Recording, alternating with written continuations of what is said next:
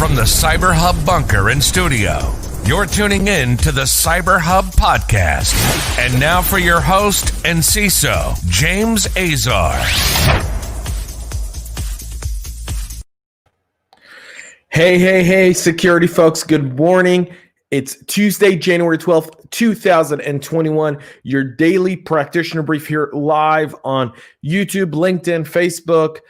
So thank you so much for tuning in to today's show. We are live, so you can tune in live, ask questions, comment, let us know what you think of the stories. If you're listening and you come in live, you can actually see the stories I'm talking about on the Practitioner Brief live on our screen. You can catch that on YouTube, LinkedIn, and Facebook at CyberHub Podcast.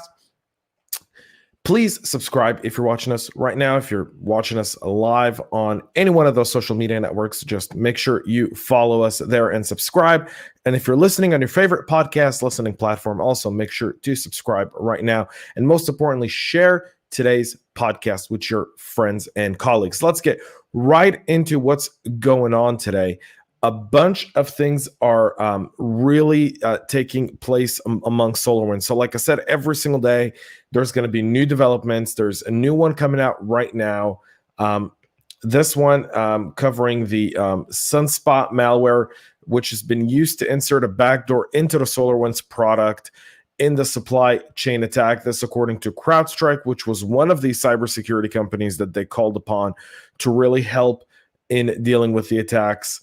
With the attack on SolarWinds. So according to CrowdStrike, they said that SolarWinds said that the attackers created a Trojanized Orion update, obviously containing the Sunburst backdoor, which we've already known and covered here on the podcast multiple times. But now a new analysis revealed that the hackers also deployed Sunspot on SolarWinds system.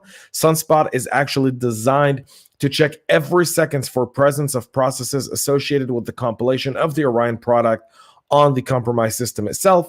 If such a process is detected, Sunspot replaces a single source code file to include the Sunburst backdoor.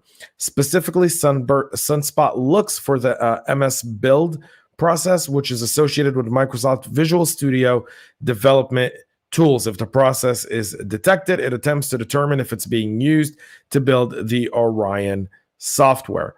When Sunspot does find the Orion file path in a running Microsoft build process, it replaces a source code filed in the solution directory with a malicious variant to inject the Sunburst while Orion is being built, according to CrowdStrike.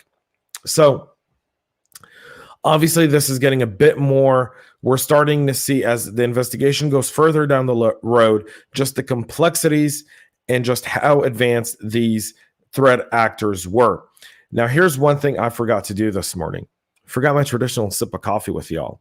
So doing that right now, I'm going to stop everything right now. I'm going to have a sip of coffee because I need it. If you can't tell by my voice and just, it's early. All right. So now let's get right into our second story of the day here. Ubiquiti is telling customers to change passwords after their security breach. So Ubiquiti, a very, very popular home and small business networking provider, has experienced a breach where passwords of their clients were compromised. Now, as a CISO, why do I care if I don't use Ubiquiti? But here's the deal. We're in a work from home environment. So one of the things we did in our telework environment is we asked everyone who's using a router at home to just send us what type of router they have. If they don't know, take a picture of the front and back of it and email it to us.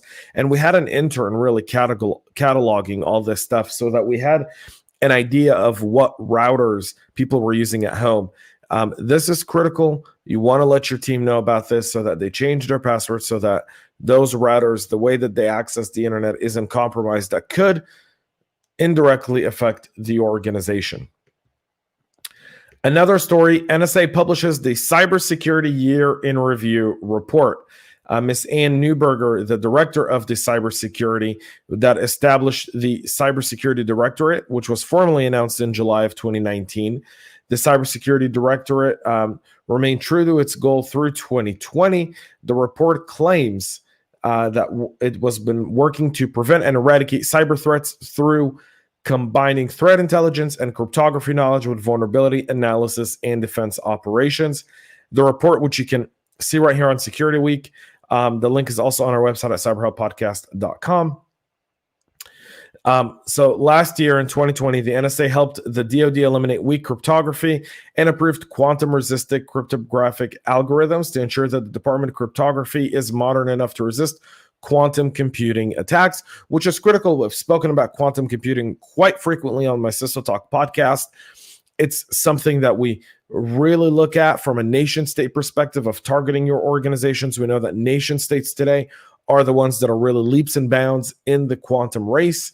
And so China just 3 months ago said that they have quantum supremacy. About a year ago, Google said it. Then IBM answered with their own quantum supremacy. So there's a battle there. The NSA has been helping deal with that. Some of the intelligence shared by the agency, and this is the NSA for those that are tuning in right now, includes details on Windows 10 flaws and the Backdoor malware.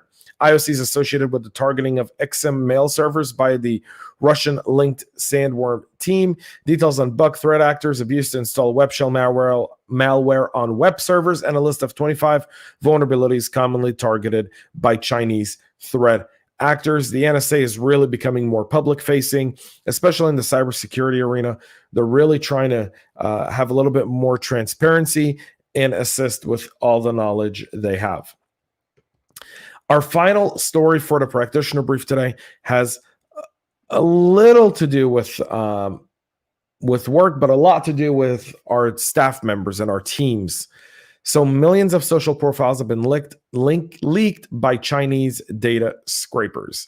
So this, according to a report that had just come out, where more than 400 gigs of public and private profile data for 214 million social media users from around the world have been exposed to the internet, including details for celebrities, social media influencers in the US and elsewhere.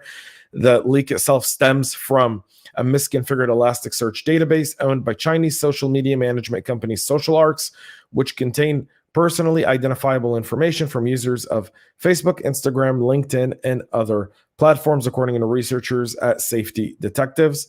The server was found to be publicly exposed without password protection or encryption during routine IP address checks on potentially unsecured databases. According to researchers, it contained more than 318 million records. You can see on the screen here. I'll zoom in just slightly so you guys can see this. So a bunch of social media details are on here. Here's where the thread of this exists. There are 66,117,839 LinkedIn user profiles that have been published. That includes username, passwords, and so much more.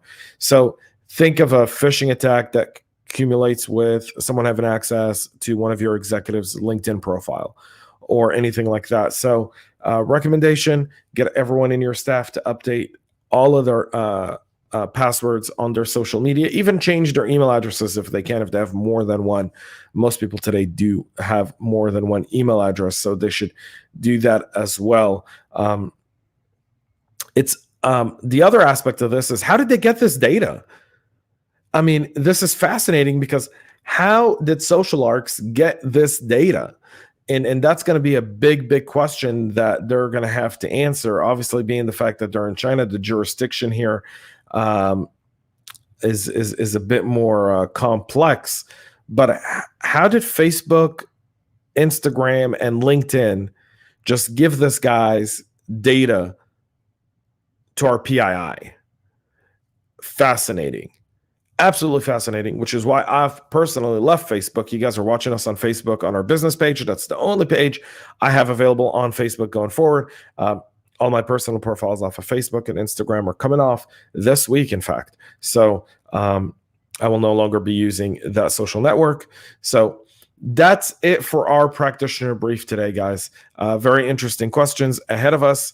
I know it's going to be very interesting to see what goes on. Thank you so much for tuning in. Like I said, please make sure to subscribe to our podcast if you're listening. I do appreciate all your support. We'll be back with a lot more tomorrow.